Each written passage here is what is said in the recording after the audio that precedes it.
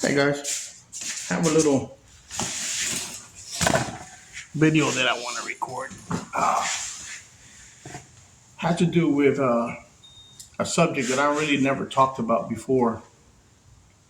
But back in 2001, I was sent to prison for trying to import a pretty uh, drugs into the United States from Colombia. Um, I had a buddy of mine, and these videos I'm going to make into like 15-minute intervals, so it doesn't take so long to upload them. But I had a friend of mine. Well, I thought he was a friend. He was actually working for the federal government as a snitch, turning people in. And I had agreed to, and it was so stupid. Me and my baby mama, agreed to bring back some heroin from all the way from Colombia. Now we got on the airplane, and I'll get into more details of how actually all this led up. But we got on an airplane and we headed down. We didn't land in Colombia. We went to Venezuela, Maracaibo. Maracaibo, Venezuela. It was beautiful. I remember it was awesome. We had everything paid. We had like 5 million um, bolivares. I think that's what they were called to spend, which is probably like around maybe 2,000-3,000 bucks, something like that. I'm not really sure. I don't know what the currency was back in 2001, but um, we were there for like a week, and the guy that was supposed to supply our shipment, he was killed on the first try. He was coming from Colombia, and we were there for another week. We were there for 2 weeks. Um, we met with our connect over there, which we thought I knew that guy was legit. The people over there were legit. The snitch over here was the problem. But make a long story short, we it's kind of crazy. I should just tell y'all everything that happened. But um, in Venezuela, everybody is my color. So uh, I remember when we got the drugs in, and we everything was packaged inside of some cookbooks. Um, the seams of our luggage, and one bag had a kilo in it, and my sandals had a kilo in them. So they were sandals, kind of like these. Obviously, they were a little bit thicker, but they were like these, and they had a kilo between both. Anyway, the day before we were supposed to leave, I was looking outside the window of the hotel room, and I noticed a hot dog cart, like a concession stand cart thing. And I was like, you know what? I told my baby mama, I said, I'm in the mood. I think they were selling burgers, and I said, I'm in the mood for a burger. And I remember going downstairs, and the guy that was cooking, he made us the burger, and it was a really good burger. And I noticed this white guy. Like I said, everybody's my color down there, or darker, or they got some light color Venezuelans, like Puerto Rico. I'm from Puerto Rico, and we got white, black, and mostly this color here. So I noticed him right away. He had a red beard, um, and I said, okay, well, just made a mental note.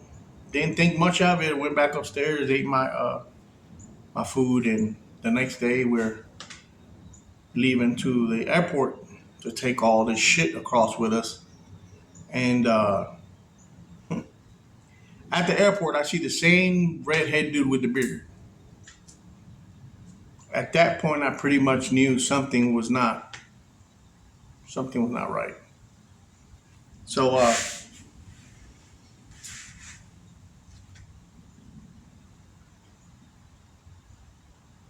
kind of hard for me to talk about this stuff because I never. It's a lot of there's a lot of things that I carry with me, and not everybody knows how it feels. Um, so our luggage goes through customs in Venezuela, and they catch the one bag that has 1 kilo in it. In the back of the bag, uh, they let's say this is the bag. The zipper goes around, and in the back of the bag, will they feel it. They say, okay, we got something here, so they cut it right away. They take us out of there. They take us out of there, and they take us out of the line, and the National Guard down there, he puts me and my baby mama and three guards in a car, and they put a gun to my knee. And I'm a street guy. I was born and raised in the Bronx, so a gun doesn't scare me. A gun makes me mad.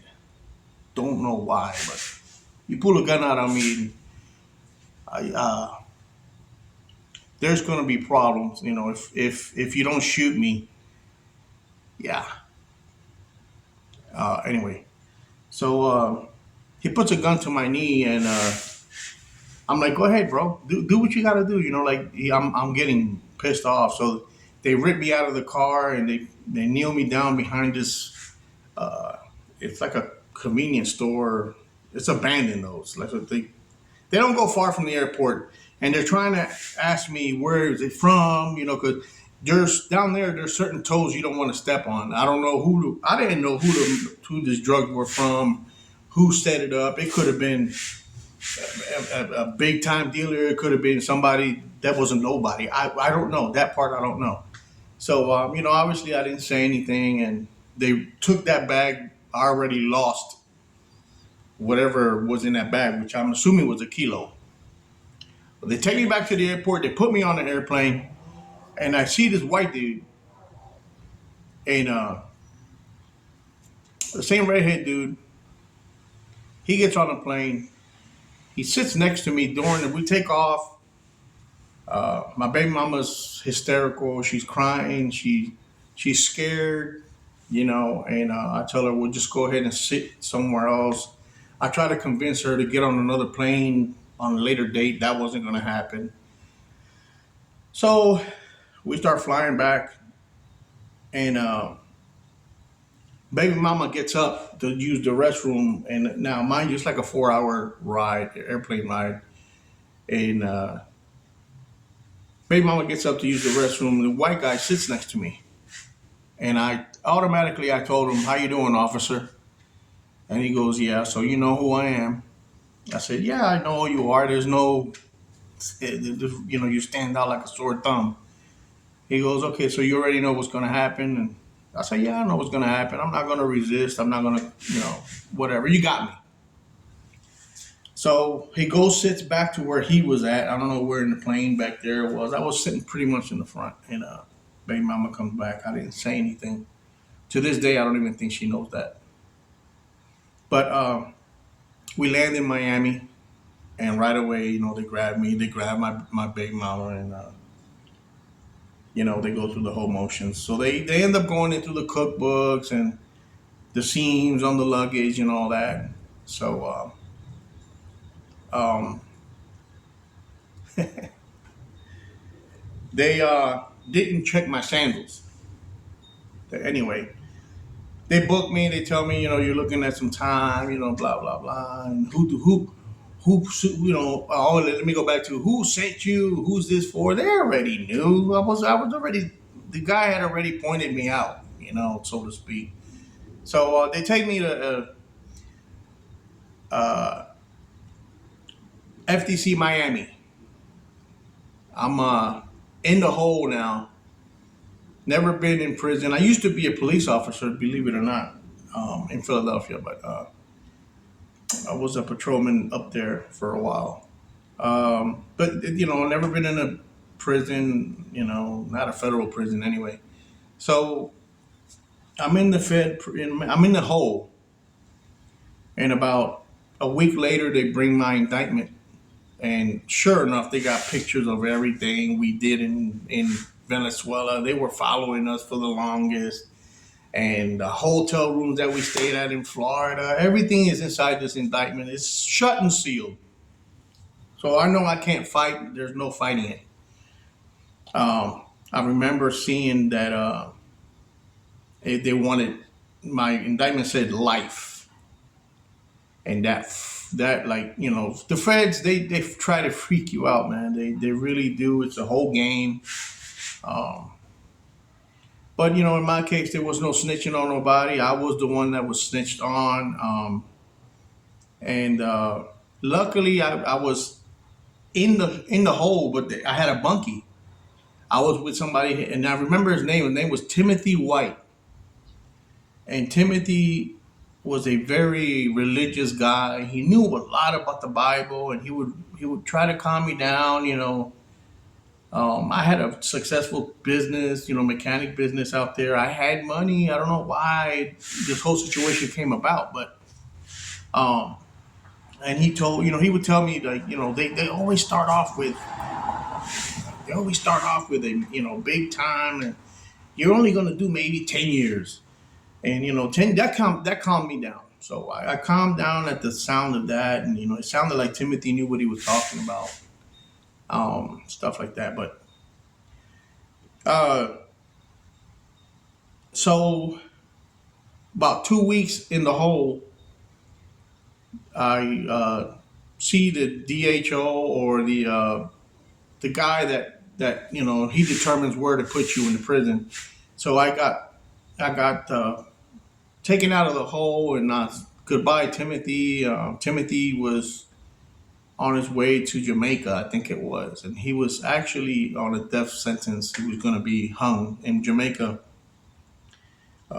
So, via what Timothy would tell me, um, he was going to be hung. He was sentenced to hang, and I hope that didn't happen because he was actually a pretty decent guy. I don't know how he was in the street, but he was decent with me. In there. Um, I get put down to population, and I remember going to 7 East. Um, it was chow time, and as soon as I'm going down, it was barely chow time. It was like I want to say around 12:30 ish in the afternoon. So I'm they give you a bedroll, and they tell me blah blah blah. That's your cell up there. So I threw my stuff in my cell. I grabbed my tray. I'm in line, and this idiot, I don't know, this idiot just, there's always an idiot. Even though you don't want any more trouble. You don't want to fight. You just want to focus on what needs to be done because you're no longer a part of whatever family you were a part of. So you want to kind of focus on what needs to be done so everything could run smoothly, so to speak. Um, I didn't think my baby mama was gonna get up and leave the way she did, but she got up and left almost instantly. She had the things she had to do. We had 4 boys, 3 boys and a little girl. So I kind of understood. She had to do what she had to do. Mind you, she went with me through this whole thing. She knew what was going on, but I told her to put all the blame on me. I didn't want my kids to be without both parents. It was bad enough without me. At least they had their mom. That's the way I looked at it.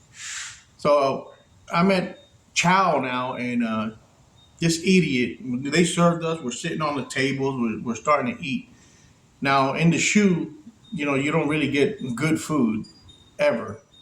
It's You're lucky if you get fed, 3 times a day.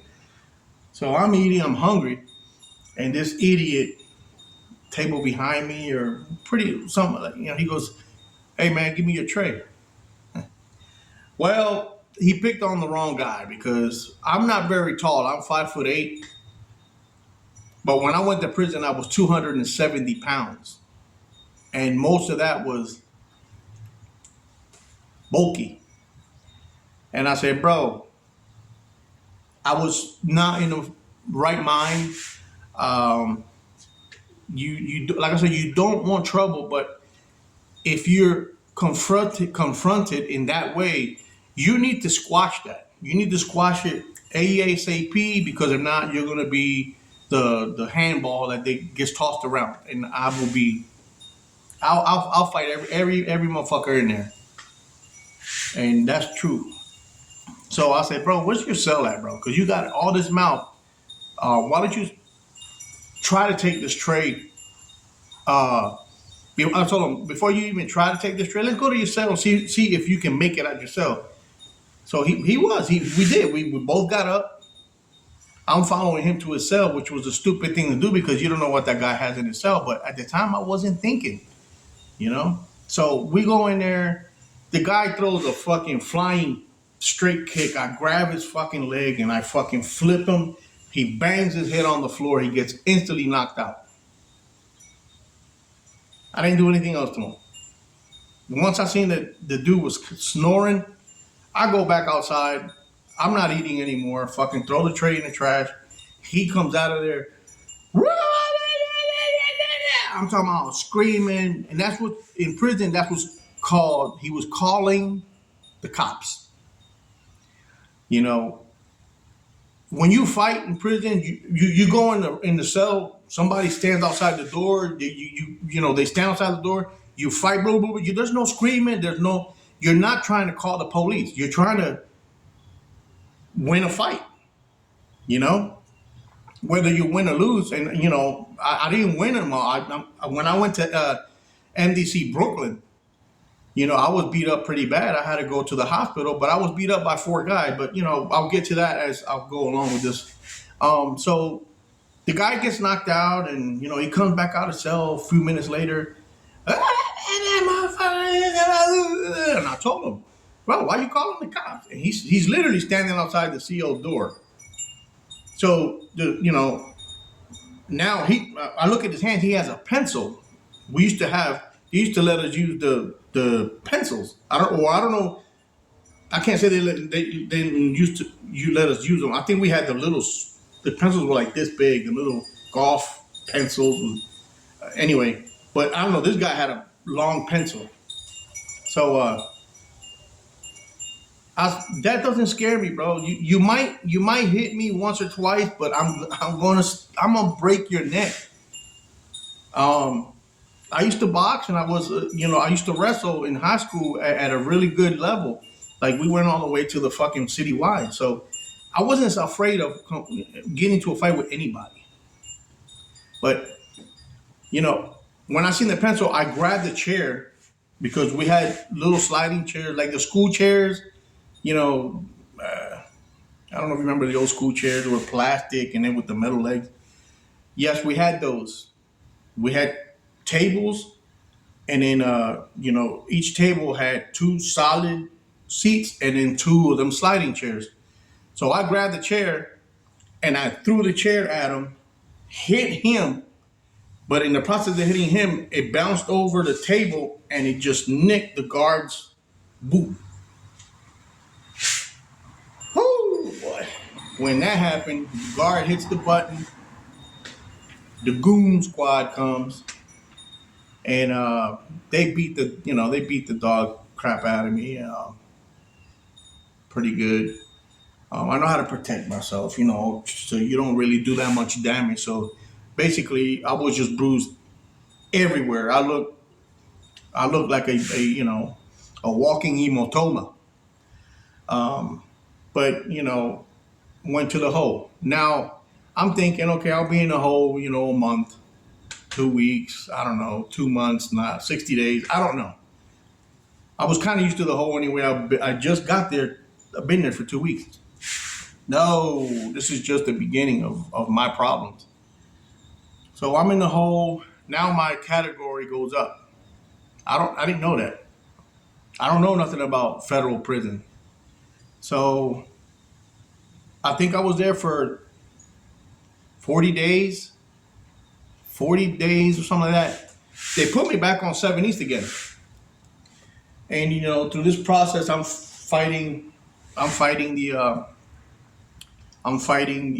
case as best I can, even though it's an open and shut case. I'm very bitter. Like I noticed, I was very bitter. I wanted to die. I uh, I really wanted to die, man. I was just very disgusted, and I remember talking to my dad. My dad was this old fashioned, God damn it, this old fashioned tough guy. He was a farmer, and then he became a carpenter, and then he became an auto mechanic, which I did with him for 17 years. I learned everything that I know about cars and stuff. I build, I build a whole bunch of stuff, but I learned it from that man. And I remember calling him and him saying, "If you did the crime, do the time." And he hung up. It hurt him to have his son, which used to be a police officer. I used to have 11 guns, legal guns. I would carry. I had license to carry. Being a patrolman and all that. And now his son is a federal, inmate.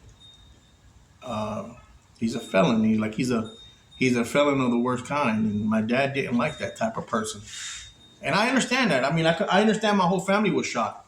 Um, but you know, he hung up the phone, and that made me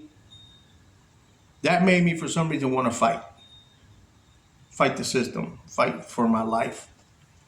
Um, my baby mama at this point is already acting shady.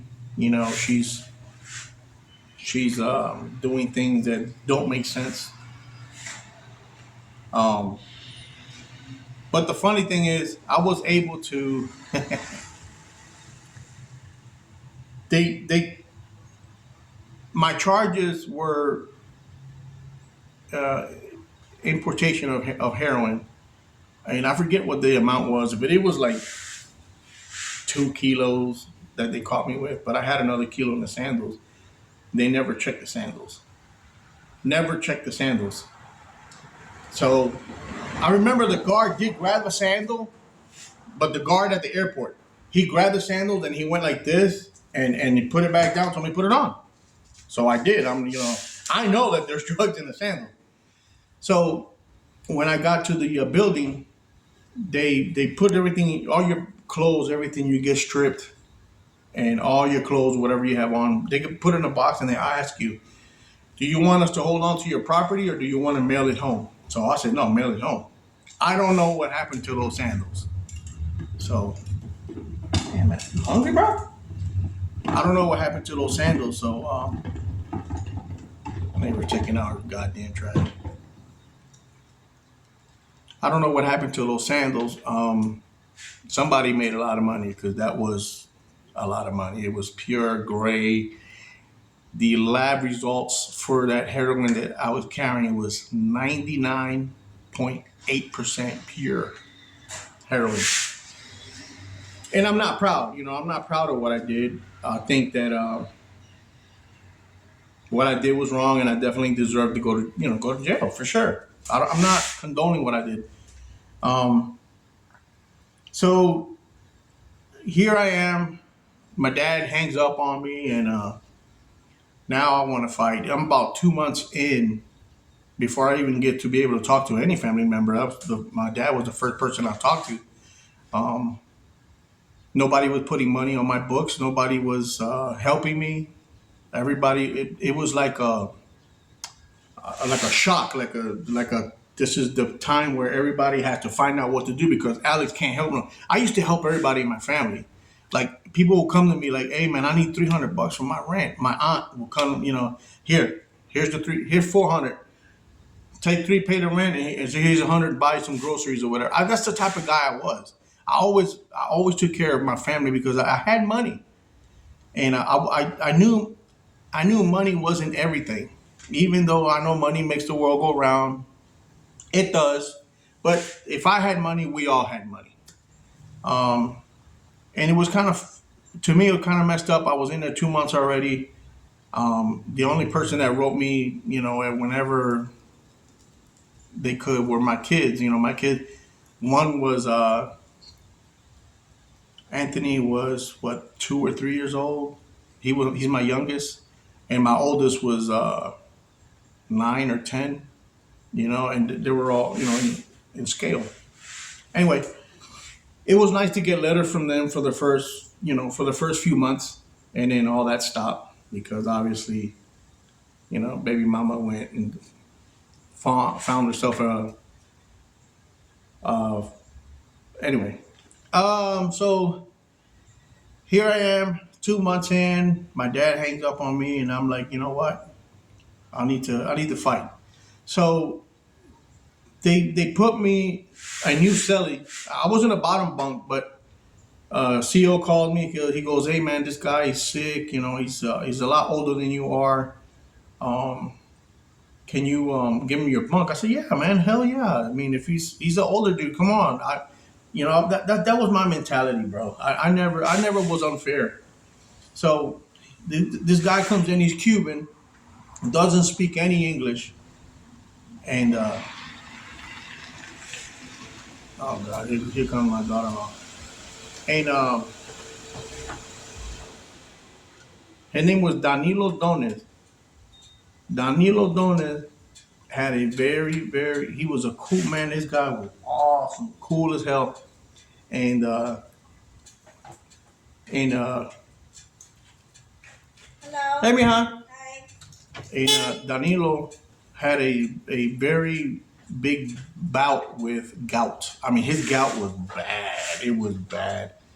Um, he would get to the point where he couldn't get out of his bunk. I would go bring him his food. You know what I mean? I would take care of the guy, and he would take care of me up here. He was a lot older. He was somebody that I looked up to for sure. Danilo Dones. He ended up getting like 5 years. Um, and that guy would. I was on depression medication inside the prison, and man, in there, the medication will zombie you out. You will walk, and he didn't like seeing me that way. He would slap the pills off my hands and flush them. He was definitely a cool dude, man. Danilo, if you ever see this video, man, hope you're doing okay, man. Um, so I get him as a bunkie. He's in there for about 5 months with me. Now I haven't gone to court yet. Um, so one day I get a call from uh, it's a how they call that a legal visit. So I'm thinking it's my lawyer. I got a public defender because I don't have nobody's helping me. No, I don't blame nobody for helping me. I'm not crying about that, but as much as I helped everybody in this family, and they couldn't even come up with $5,000 to pay for a lawyer to represent me. I mean that was to me I couldn't understand that. Anyway, um, so I get a legal visit. I go down to the visit room. I'm thinking it's my lawyer. No, it was the freaking prosecutor, Harry Wallace. I remember his name, Harry Wallace. And Harry Wallace came to me with a laptop. In that laptop, um, he has a couple videos that he said he needed to show me. Now, I don't like him. I don't. This guy's he's trying to put me in prison for the longest time as he can. Prosecutors they're looked upon as how much years they have under their belt, how much years did they give out, and that's how that goes. So uh, I I look at the video, and the snitch had a beeper. Back then, we didn't have cell phones yet, stuff like that. I mean, we did, but you had a like. I didn't. I looked at cell phones like overrated, back then. I really wasn't interested in them. So, but anyway, we had beepers still, and the snitch would put the beeper in the passenger side visor, the visor that goes down for the sun. He will always clip his beeper there on the passenger side wall. So the day before we went to the day before we went to go do the trip to Venezuela, he was acting weird, the snitch. So he goes to me. I'm sitting in the passenger side, and my baby mama sitting behind him in the driver's side. He's in the driver's seat. So he goes to him. He goes to me. Alexis Gomez, are you willing to go and to Venezuela and bring back these kilos? And I looked at him like, bro, why are you even talking like that? Yeah, man, I'm willing to go. And I'm looking at this on Harry Wallace's laptop. He's showing me this. So then the snitch says, I'm not gonna say my baby mama's name, but I'm just say, Mariana Trench. Are you willing to go to? That's a weird one. Mariana Trench, are you willing to go and get these drugs in Venezuela? So when she was gonna answer yes, a dirt bike, and I remember as a little kid on a dirt bike, had just passed by the car when she said yes. So they didn't capture that. They didn't capture her saying yes. And I bet you baby mama doesn't even know this. But yeah, this is how it was. So Harry Wallace at that time closes the laptop and he says, look, you're looking at 10 years. I could put it down to 24 months. You can be out in a year and a half if you snitch on your baby mama. We need her in jail. Like I said, when you put me, it was like putting a gun to me because now he's threatening my baby mama's freedom. And really at the time, all I cared about were my kids, believe it or not. And I know she's not going to believe this, but that's the truth. And I looked at Harry Wallace, I said, bro, take that trash out of my face. Let me go back upstairs and I'll see you in court. I'm done with you. I don't want to talk no more. Bro, honestly, I'm about to flip. So when he seen that I was serious about that, he closed the laptop, boom, he put it away, and here come the marshals, and they take me back into the Fed 770, back up to the 7th floor. And, that was pretty much it for that. But yeah, he tried to get me to snitch on my baby mama, and that was never going to happen. At least my kids had their mom.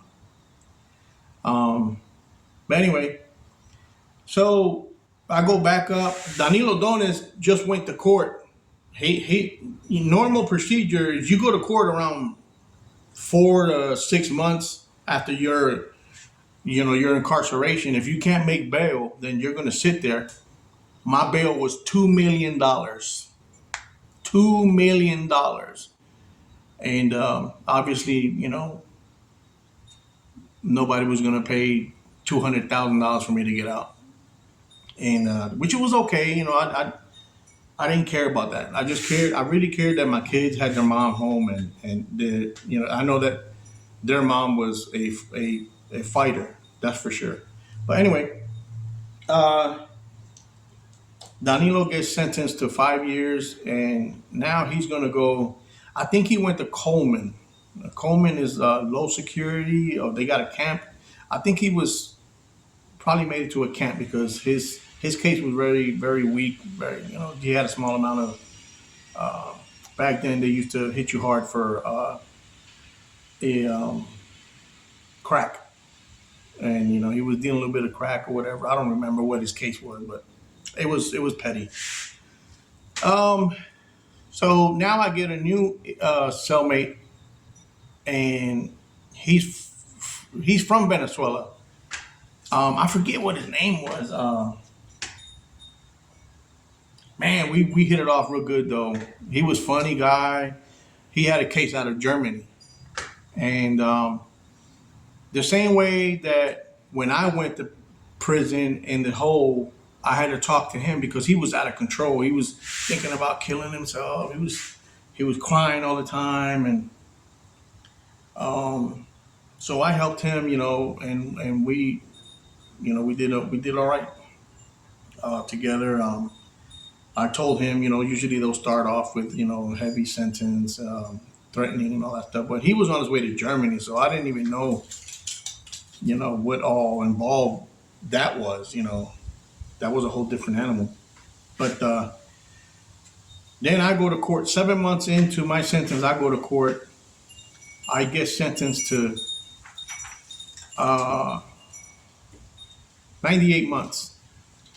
So because I didn't want to cooperate, Harry Wallace went with that bullcrap that the guy doesn't want to cooperate. He's impeding an investigation, and he has proof of blah blah blah and blah blah blah. So they put down that I could snitch at pretty much any time I wanted to, which I was never going to. Never did. I did my time, um, and that was pretty much it. But um, yeah, I got sentenced to 98 months. So, and then well, 98 months, and then I'm back in the unit, and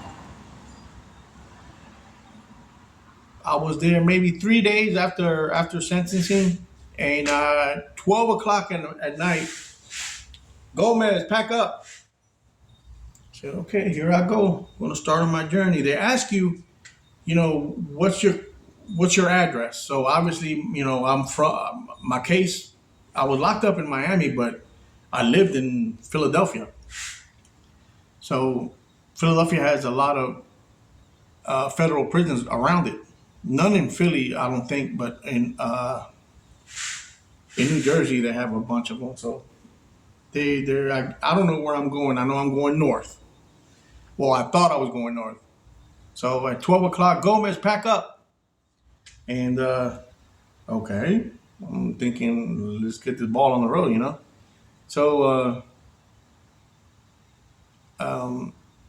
pack all my stuff up, and I leave everything to my fellow bunkie, and said, you do whatever you want with it. At that time I had very few things. I mean, there's very few things you can get without any help. Anyway, uh, they sent me to UTA or UTL Atlanta. That place, well, first I get on Con Air. Con Air is not like the movie. I've been watching a lot of Larry Lawton. Larry Lawton was the biggest jewel thief um, in the United States. Guy is cool as hell, straight as shot. Love him to death. If you guys want to see some really good um, video content, Larry Lawton. I get on Con Air, and I'm. They take me to the airport, and this is Miami Airport, and there's marshals everywhere now. They used to have shotguns. Now they got AR-15s. Everybody, I mean, there's marshals everywhere, air marshals everywhere, cars everywhere, and I look at the plane. The plane is leaking diesel everywhere. Like there's a whole big old spot of oil drips, and there's a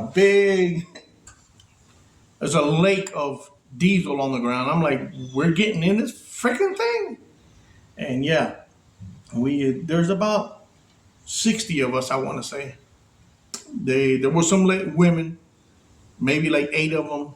They go on first. They go all the way to the front. You don't see them for the whole flight. They're all the way in the front. It's like a sin for you to even see a fucking female. Only female you're gonna see is a CO female or air marshal or a marshal female. Federal prisoners, they're so fucking stupid. Anyway, So the females going first, we going last, and you know your ankle chained up. You got another chain that goes up to your wrist jewelry, and you're chained like this, and you can only take small steps. Um, they sit you down. It's not like Con Air where you have a whole bunch of and you see you're in a cage. You know, it's a regular airplane. Regular airplane. Sit your ass down. You're not gonna. There is no using the restroom. Larry Lawton said that you can pee. No, you're not getting up from that. Well, at least the Con Air that the air marshal that I was with, they say don't ask to use the restroom and don't ask where we're going. Okay, and you know, get on Con Air. We start to take off, and I remember there's an older black guy on my right side, and like an hour into the flight, he's like, "Hey man, where are we going?" Like he's mad. Like I don't. He has something. A lot of people are mentally screwed up, and the air marshal just backs the fucking AR-15 and boom, split his eyebrow from one side to another. They gave him a couple of tissues and that was it. I mean, there's no talking. There's no asking, nothing. We get to Atlanta. Now in Atlanta, I thought the whole in MDC Miami was bad. That'll be the next series. Atlanta is one of the worst prisons. Even when I was there 2002, and I was 267 pounds when I got checked into Atlanta. When I left Atlanta, I was 155. That's just to tell you a little bit of all that happened in Atlanta in the next series. Hopefully, this one goes good. Maybe some people want to watch some more. And y'all be good.